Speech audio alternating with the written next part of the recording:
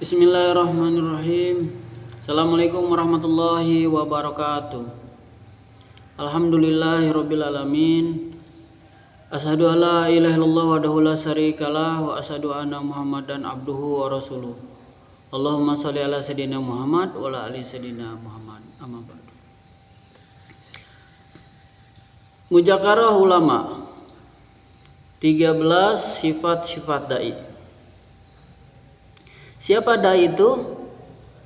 Dai adalah orang yang menyeru atau mengajak manusia untuk taat pada Allah, atau orang yang menyampaikan perkara agama. Sebagaimana Allah Subhanahu wa taala telah firmankan di dalam Al-Qur'an surat Fussilat ayat 33. Wa man ahsanu qala mimman da'a ilallah wa amila sholihan wa qala innani minal muslimin. Siapakah perkataan orang yang paling baik kecuali orang yang menyeru atau mengajak taat kepada Allah Subhanahu wa taala. Kemudian orang tersebut istiqomah dalam kebaikan, dalam perbuatan yang baik. Dan kemudian berkata, sesungguhnya saya berserah diri hanya kepada Allah Subhanahu wa taala. Kemudian selanjutnya Allah Subhanahu wa taala berfirman di dalam Al-Qur'an surat Al-Imran ayat 110. Kuntum khairu ummati ukhrijat linas ta'muruna bil ma'ruf wa tanhauna 'anil munkar wa tu'minuna billah. Kamu adalah umat yang terbaik yang dilahirkan di tengah-tengah manusia, yang mengajak yang ma'ruf dan mencegah kemungkaran dan beriman kepada Allah. Yang mengajak kebaikan, menebarkan kebaikan, kemudian mencegah kemungkaran, mencegah kejahatan, dan beriman kepada Allah. Mengajak selain dirinya beriman, bagaimana saudara-saudaranya juga manusia ini beriman dan taat kepada Allah Subhanahu wa taala. Jadi syarat untuk menjadi umat yang terbaik ini adalah mengajak kebaikan, mencegah kemungkaran, dan beriman kepada Allah Subhanahu wa taala. Setelah tuan-tuan yang dirahmati Allah Subhanahu wa taala, mungkin konten ini kurang diminati, tapi tidak masalah. Yang penting kita sudah menyampaikan perkara yang hak. Jadi sudah banyak konten-konten hiburan, ribuan jutaan konten-konten hiburan. Tapi kita sampaikan juga nih konten tentang agama. Bagaimana mengajak manusia ini taat, selain diri kita taat, kita juga berusaha untuk mengajak saudara-saudara kita taat pada Allah Subhanahu wa taala. Kemudian sudah itu kita serahkan urusannya pada Allah. Supaya di akhirat ini kita tidak dituntut oleh Subhanahu wa taala. Karena media sosial ini luar biasa ini, menjangkau seluruh lapisan. Nah, 1 kali 24 jam ini kita hampir hari-hari disibukkan oleh HP. Bangun tidur, mau tidur, anak-anak, remaja sampai bapak-bapak, ibu-ibu, kakek, nenek, semuanya. Maka dengan kita menyampaikan perkara yang hak, kebaikan ini, supaya kita tidak dituntut di akhirat kelak.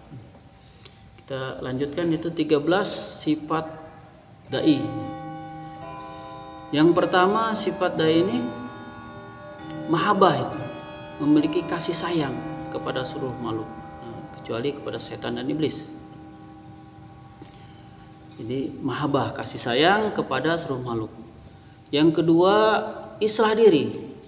Jadi seorang dai ini bagaimana dia selalu memperbaiki diri agar lebih baik, Yang ketiga, mencari ridha Allah. Bagaimana agar Allah ridha kepada dirinya. Apa yang dia lakukan itu semata-mata untuk mencari keridhaan Allah. Kemudian yang keempat, seorang dai ini memiliki sifat jazbah. Apa itu jazbah? Semangat rela berkorban baik harta, diri, dan waktu di jalan Allah untuk agama. Bi amwalihim wa anfusihim. Baik dengan harta, dirinya di jalan Allah. Bi amwalihim wa anfusihim azzamu darajat innallaha wa ulaika humul faizun. Harta dan dirinya itulah mereka yang derajatnya lebih tinggi di sisi Allah. At-Taubah ayat 20. Kemudian yang selanjutnya ini yang kelima ini sifat da ini istighfar sebelum, sedang, dan sesudah beramal. Yaitu kita selalu memohon ampun kepada Allah Subhanahu, mengoreksi niat kita. Artinya itu istighfar itu meluruskan niat agar niat kita ini semata-mata hanya untuk Allah Subhanahu wa taala. Selanjutnya yang keenam. Yang keenam ini, sifat da ini harus memiliki sifat sabar dan tanuji. Karena dia akan menemui manusia ini dengan berbagai watak. Maka harus memiliki sifat sabar dan tanuji. Kemudian yang ketujuh, seorang dai ini tidak berputus asa dalam setiap kegagalan. Yang kedelapan,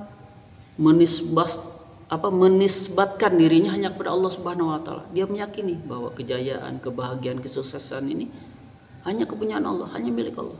Jadi kita ini hanya meminta, berharap dan memohon kepada Allah saja.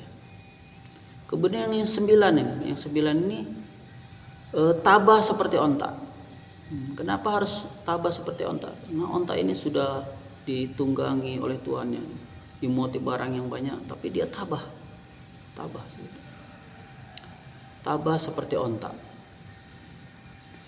Yang selanjutnya yang 10 ini sudah tabah seperti onta, tegak teguh seperti gunung. Jadi seorang dai ini memiliki sifat yang kokoh, tegak teguh seperti gunung. Kokoh, pendirian yang kokoh. Yang selanjutnya yang ke-11 ya. Ini 11.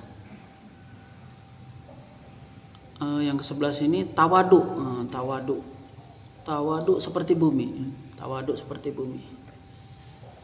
Bumi ini dikencingi, diberaki, tetapi dia tetap menumbuhkan tumbuh-tumbuhan yang menghasilkan buah yang bermanfaat bagi manusia.